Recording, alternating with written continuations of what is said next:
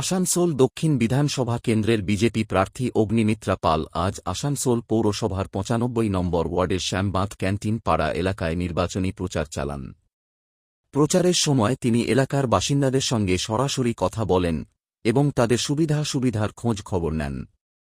এদিন অগ্নিমিত্রা পাল অভিযোগ করেন, এই অঞ্চলে দীর্ঘদিন ধরে কোনো উল্লেখযোগ্য উন্নয়ন হয়নি।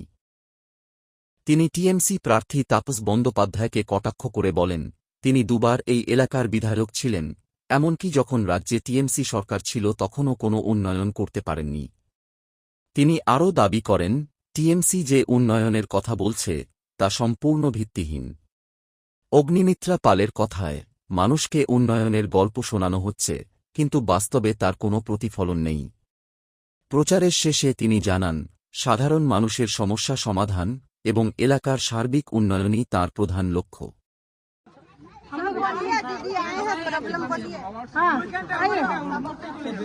दीदी सुनिए, हम लोग का बात सुनिए दीदी। हम लोग का ना नाली बहुत जरूरी है। नाली और रास्ता हम लोग थक गए हैं। टूट गया, देखिए देखिए गोड़ इनका टूट गया आगे साल। আমি খুব একটা দেখুন, আমরা আসানসোলে দক্ষিণ মানুষ উন্নয়নের জন্য ভোট দেবে, অপশাসনের বিরুদ্ধে ভোট দেবে, সুরক্ষার জন্য ভোট দেবে।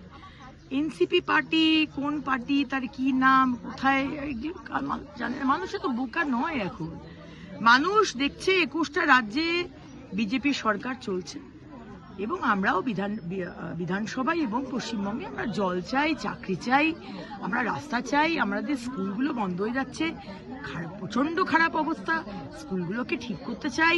প্রাইমারি হেলথ সেন্টার, জেলার হাসপাতালগুলো সেখানে যাতে চিকিৎসা দিতে পারে সেটা চাই। ওইসব মন্দির মসজিদ বড় বড় কথা, এই বানিয়ে দেবো, সেই ডবল ওইসব চাই না।